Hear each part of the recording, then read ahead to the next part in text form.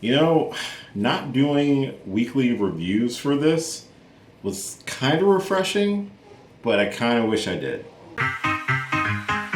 Ladies and gentlemen,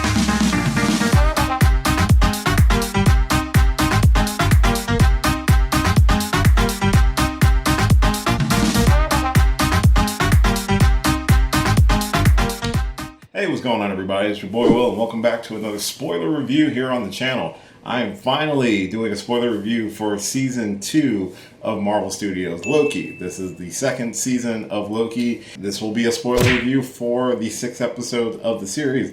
I'm going to do it a little bit differently since I didn't do weekly reviews. Pretty much just kind of generally talk about the season as a whole while bringing up certain events and things that happen throughout the 6 episodes. So I won't be doing like episode breakdown or anything for each one, because if I did that, this video would be well over 2 hours, and I don't want to burden anyone with that sort of glorious purpose. I would just be generally talking about the second season of Loki, as well as talking about what I think this means for the future, what it potentially means for Secret Wars and the Kang Dynasty, or whatever is going to happen moving forward, and with the character of Kang and He Who Remains, and all that fun stuff will be in this video as well. So if you have not watched this season of Loki, go check it out. All 6 episodes are available now. I think it is probably the best of the Disney Plus series for Marvel Studios that we have gotten up until this point.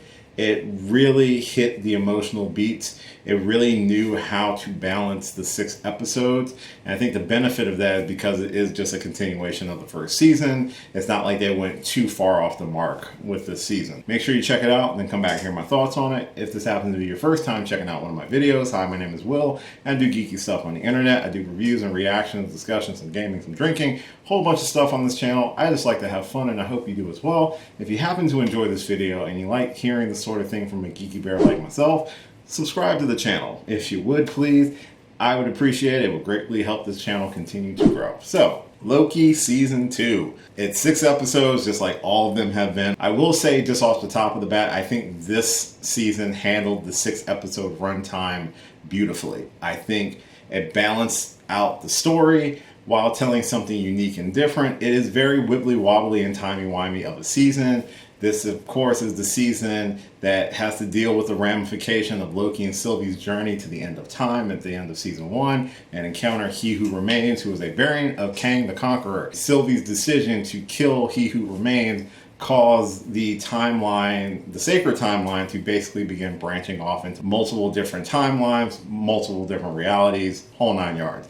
That was the start of our multiversal journey through Marvel's Phase 4 and 5. It's been that long. It's been a couple years since we had Season 1. Where does the TVA, where does Loki, where does all these different characters that we've come to know and love go from that decision that was ultimately made by Sylvie, and what is the end goal of that decision? Because it was warned that without He Who Remains, other variants would begin to pop up over the multiverse and cause eventually the multiversal war, which would lead to the death of everything. This season's journey when it comes to Loki was a complete character growth and dynamic that I don't think any other character in the MCU has really gotten the opportunity to do. It helps that Tom Hiddleston's Loki, was such a fan favorite, became such a charismatic figure throughout the movies, and then they decided to give him a series, which at first I was kind of surprised that they were going to do a Loki series, considering the and trajectory of the character, but using a variant of Loki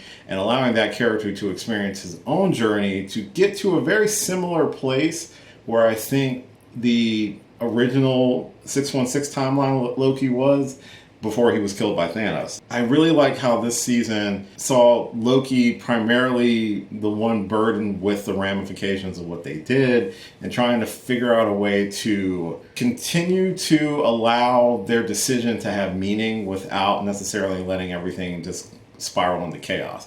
Like, the TVA at that point was in shambles, Renslayer had left, and it was up to them to figure out where to go forward. Do they continue to prune timelines? But with people like B-15 and Mobius, who decided, no, we need to protect these people. All of these people have lives and they deserve to live.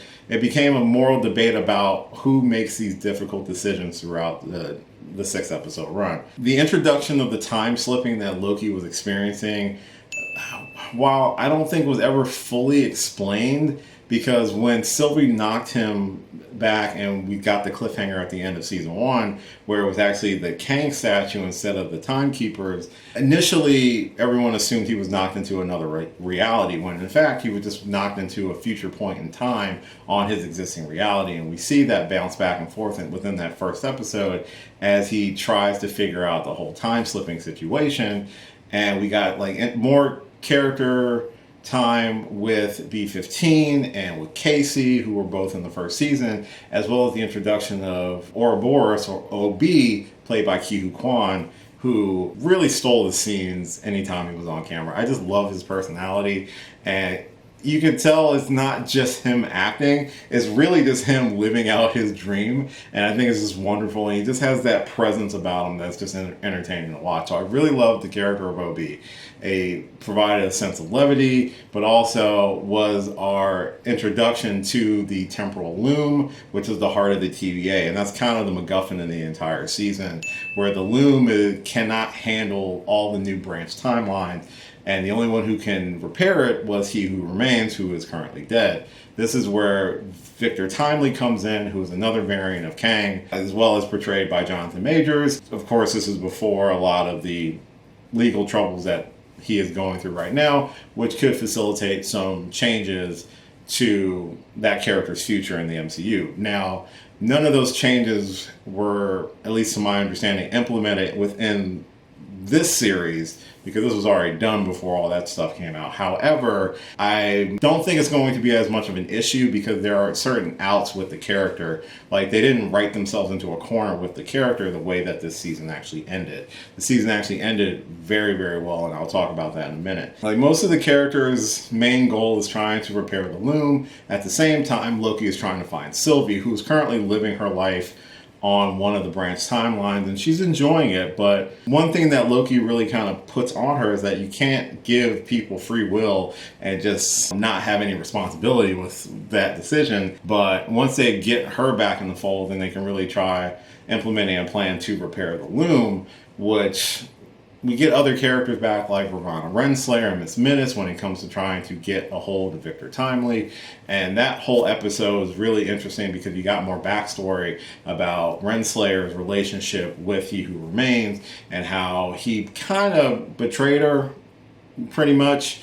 He doesn't play well with others. Obviously, he betrayed Renslayer and wiped everyone's mind at the TVA. That's why she never knew that she was actually at the Citadel and at the end of time during the conclusion of the original multiversal war that led to the creation of the sacred timeline. But on top of that, like within episode, I want to say it was like three or four. I think it was 3. It's get confusing. But within that episode, it's like they kind of break off and then reunite in more of an aggressive stance, and then you find out Miss Minutes is a lot crazier than what she is. They actually found a way to make her insanely crazy within episodes like 3 and 4, which those episodes, especially episode 4, had some of the most brutal death scene in it, which you don't actually see on camera, but it's pretty bad. It's basically some of the people who decided to not, initially had misgivings about working with this new version of the TVA and caused a lot of issues during episode 2, had an opportunity to right that wrong and team up with the existing TVA led by B-15 to do some sort of good and try to find a way of coexisting. But Renslayer decided to give them an offer, rather you join me or you die. And only one of them joined, and the rest of them were literally crushed in this little time cube.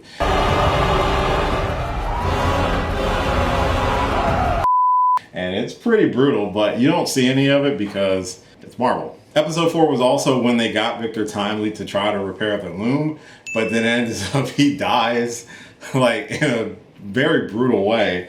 It's just erased from existence, and then the episode leaves you on this weird cliffhanger where it's like, what happens now? It just, everything goes white, the loom explodes, and it seems like time is erased. That revelation of what the loom actually was in episode 6 was pretty shocking, and I kind of just want to talk about episode 6 right now. But like the new characters that were introduced, I really enjoyed. Like Ouroboros was really good. I like the Victor Timely character. Again, it's hard to get invested to him too much due to outside forces, but I like the character and the necessity of the character and how the concept of the entire Loki, the 2 seasons of introducing of different variants, really gives you an opportunity to tell wildly different stories with different characters. I'm like, just look at Loki's journey through these 2 seasons up to the point of the finale and where that character ends up, and even some of the other characters that he had impacted, like Mobius and Sylvie. The time slipping becomes more intricate when Loki realizes that he has the ability to control it, and as more and more timelines begin to die due to the failings of the temporal loom, you start to realize that Loki has the opportunity to time skip through various points within his own existence on this branch of the timeline that he is currently in. And once episode 6 rolls around, once he's able to get back to it, we see that he uses that power over and over again to try to fix the loom, because the loom is what was told to them is the heart of the TVA, and that's what keeps everything going and keeps the timeline from basically being destroyed. It's not until he actually time skips all the way back to the events of season 1, after spending a couple centuries trying and failing to get the loom to work. And once he realized the loom isn't working, or the loom is just destined to fail, he goes back to the point of when they encounter He Who Remains to try to prevent Sylvie from killing him, causing all this stuff to happen. At that point, that's when, to me, the most interesting part of the episode really happens, is that this was all by design. He Who Remains and Loki have a very extensive conversation about the events of what's happened since that moment in time that they are currently in, and how he knows that Loki's able to time skip and able to manipulate time at this point. Pretty much tells him, like, you have 2 options. You rather let the loom explode, because the loom is a failsafe for if everything got too much to handle in terms of the branch timelines, the loom explodes, wiping all the other timelines out of existence except for the sacred timeline, as a failsafe to prevent more variants of himself from becoming powerful enough to start another war. That's option A. Option B is to not do that and pretty much allow the timelines to constantly multiply infinitely, causing another multiversal war that, according to him, is just going to end with the death of everything. So it's like, do you save what you can, or do you lead everything to destruction? And that's a question that Loki has to go to various points in his own history to try to find an answer. What's the real meaning behind this glorious purpose? I think that's one reason I love the fact that this episode 6 of season 2, is entitled Glorious Purpose, the same as episode 1 of season 1. So it just comes in one big circle. He is ready to accept the burden of this purpose and the burden of having to decide who lives and who dies, until he talks to Sylvie before she is wiped out, basically saying, in any layman's terms of how I'm going to describe this, it's better to let things be destroyed if it has the chance or the hope of leading to something better. When Loki goes back to the point in episode 4, once Timely's about to kill himself and trying to go out to reset the loom, instead he walks out with no suit, completely in control of his new abilities to control time and his time skipping, and basically destroys the loom before it can trigger this failsafe, allowing all the different timeline branches to pretty much be free, creating a new multiverse at this point. He begins to give life, or to prevent those branches from dying, because without the loom, they're just kind of scattered, and you can see some of them begin to fade and crumble, but he begins to grab them and he takes them all. It's a really beautiful scene, because at this point he's also created this new outfit, basically, where it's like, it's the green, but he's got some really dope horns now, and he's walking through and he's grabbing all the timelines, and he basically opens a rift to the end of time, and with one look back at his friends, he walks through and it disappears, taking all the branches with him. Basically, he creates the Tree of Life, which is, I'm going to butcher the name, Yggdrasil, with all the branch timelines woven together in this beautiful like tapestry. So it's not being forced into one rigid line. It's being allowed to blend together and to branch out into a beautiful symbol in space-time, pretty much. And with Loki now at the heart of it, pretty much replacing what He Who Remains was doing, but doing it differently and allowing these branches to live, even though they might still lead to ultimate destruction. Sorry, there's a line of sunlight coming through here. It's like what Sylvie told everybody, he's giving us a chance. And I really love the symbolism that Loki, this character when we were first introduced to him, who was nothing but pure mischief and chaos and was selfish and only cared about himself, he eventually does get his throne at the end. And he's able to, I guess, see all the different things. So it's such good character development that I think only works because of the amount of time that we've gotten the chance to spend with the character. And it was really a beautiful finale. And I don't think this means we're never going to see Tom Hiddleston's Loki anymore. Because Tom Hiddleston is such a wonderful actor and wonderful person to bring Loki to life over the last 12 years. And to see that character get to this point, even if it's only a variant of that character, it goes against that whole idea that was really hammered in those first few episodes of season 1, that Loki's always lose. This one didn't lose. This one actually won. He found something important to him, his friend, and he made the ultimate, I guess, sacrifice to allow them a chance to live. And I hope that it will lead to something better. And I think that's a beautiful message about it, because we get to see that the TVA is still in existence now, and Mobius, at least at that time before he decides to leave, is still working with them.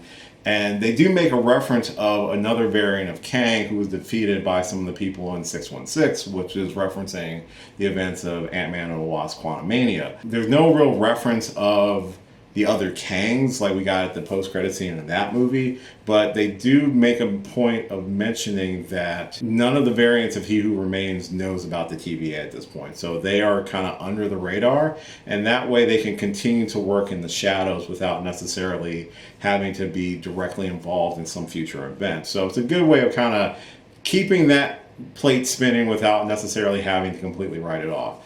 And you see that Mobius leaves, and then Sylvie, they're off trying to figure out what they want to do. Mobius is looking at the variant where he came from and his kids, and see that they're able to thrive and live. So he's kind of outside of time as well, very similar to Sylvie is. Where they end up, who knows? But the TVA looks like they're going to really focus on protecting all of the branches of Yggdrasil. I'm going to fuck that name up so much. You can see at the end, within the tree or within the branches, you see Loki smiling that his friends are still able to live. And that's how the season ends. I kind of wish I did episode reviews, because this was really a really good freaking season of television. I'm kind of glad I didn't, because I really got the chance to just kind of sit there and watch it and enjoy it and not have to worry about dissecting it as much. And I was just like, I'll talk about it at the end, basically. But I wasn't expecting it to be this freaking good of a season. It's I loved pretty much every episode. Episode 4's of all the MCU series seemed to be the episode where the shit hits the fan, and this one was no different. Everyone did such a wonderful job this season. Tom Hiddleston carried the series. I really loved Sylvie's character. She was kind of where Loki was last season, very much still chaotic, but also had a better understanding of what she wanted and she got, and while also helping Loki figure out what he wanted, especially with episode 5, when it came down to what do you really want? Why do you want the TVA back? Just say it.